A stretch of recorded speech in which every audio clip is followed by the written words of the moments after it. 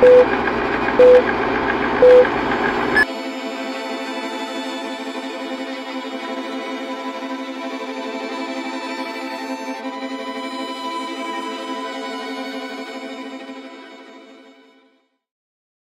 name is Zoe Kavanagh. I am the director, executive producer, co-writer, the editor, music supervisor, and probably a few other things as well, like of Taryn Barker Demon Hunter. I'm McGowan. I'm the producer along with my company, Constant Motion Pictures, who are involved in this film. I was in college at the time, and I couldn't think of like, I wanted to make a really good short film, but then I also wanted to make a feature, and then I was thinking to myself, you know, what is something that'll stick with people, and I was like, okay, let's just make something that I like, you know, like a superhero or an anti-hero, whatever. So I looked at all my inspirations, like I looked at Clive Barker's work, that's where the surname comes from, and Taryn was actually named the character in A Nightmare on Elm Street 3 Dream Warriors, and I thought the name was very strong. And the film's really good though. I just, music was kind of an influence as well. I was listening to a band, funny enough, a band called Demon Hunter. And through that, like, I heard it, the music was dark, but it was heavy, but there was emotion to it, and I drew a character walking in an alleyway, and in an alleyway she was holding a sword, and I was like, okay, I got it now.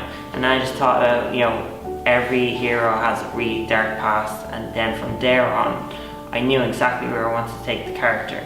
And then after that I developed the short film.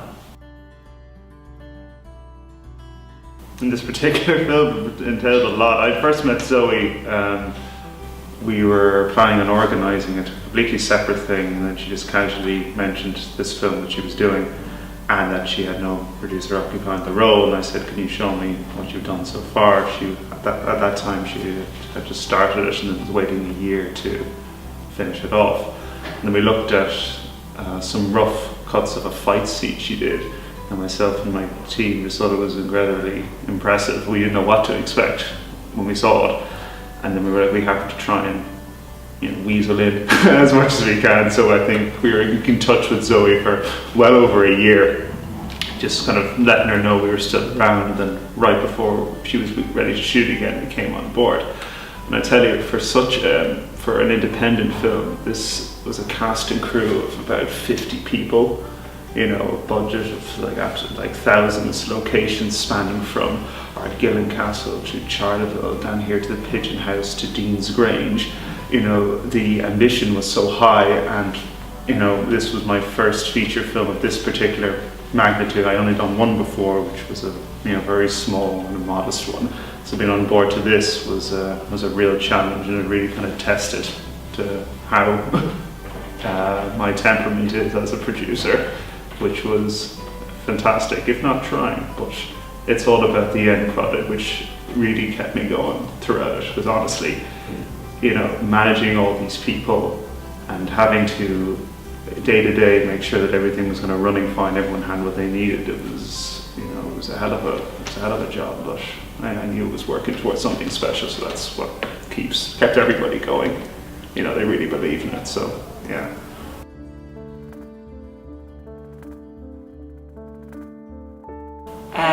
Quite a lot. I mean, a lot to consider. You know, when I went out to make that short, I was like, I looked at, I took a 12-page segment from the script, which was a flashback sequence which established her origins of what happened, and I figured, okay, well, you know, in terms of things, you know, since most of it's set in present tense, I wouldn't have to worry about certain type of consistency with this footage. So, but the problem was, you know, there's a huge space of time with doing that, and changes regarding, like, the short film itself was really just 12 minutes from a feature script, and I felt you know, that was a story in itself, and then just bookend that short. But the difference is you know, not only problematic with, like, production wise, but with feature, you have to sell 85 minutes. You have to constantly keep people on their feet for that. With short, you can kind of take your time a bit more. And I learned the hard way, but it was worth it, and I felt like it's like going to war. It's like you get like an army behind you, and you're at a battle, and you just like get all these people together and fight through all this drama. But with short, you only got like 4 or 5 days filming. With a film, you might have 2 months and months, and you just have to you need the endurance, motivation, and the good script. I'm just waiting for the film to kind of get on its feet before the comic launches.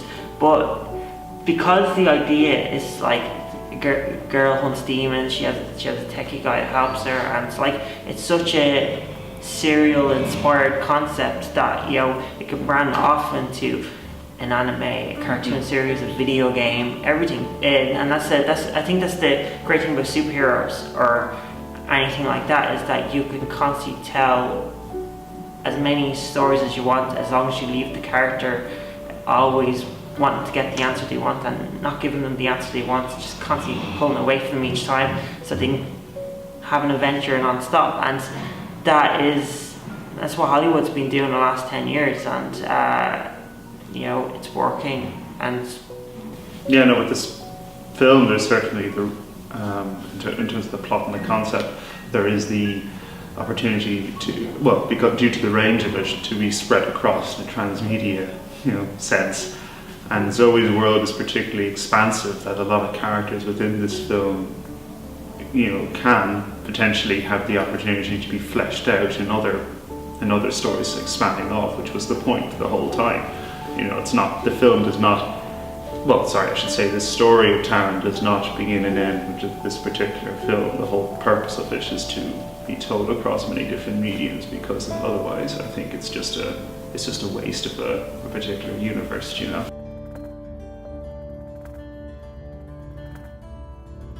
No, I did not know the extent of. I couldn't know. I had no formal training in it. I did film theory in college.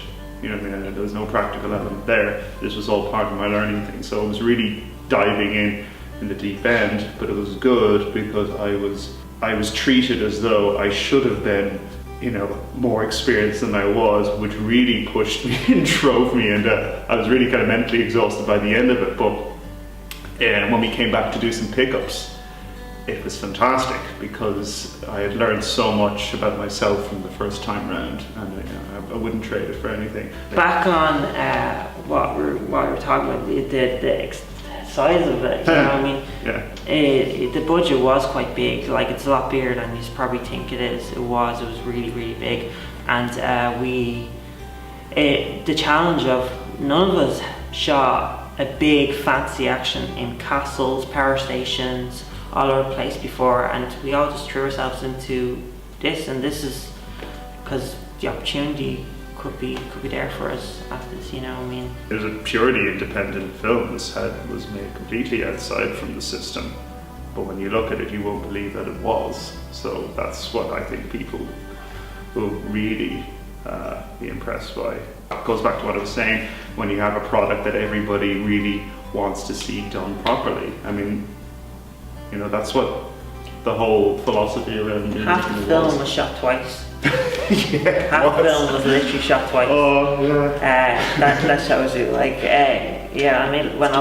When I lost the lead actress in the film, she dropped out a week before shooting the bulk of it, and we had a week to recast the role, and a meltdown myself, because I think I lost about 18 grand of footage. Though I was able to use the back of her head and cleverly think of using what I shot into new footage. Nothing was going to stop it getting finished.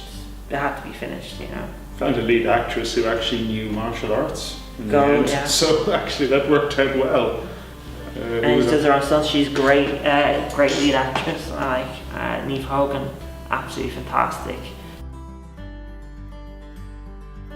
I would say contact your friends and anyone in the community. Maybe go into colleges and just try and network.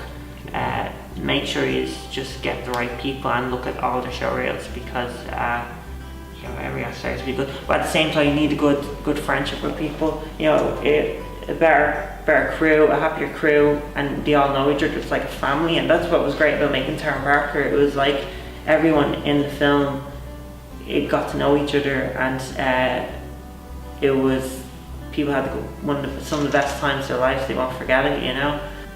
She just steals the film.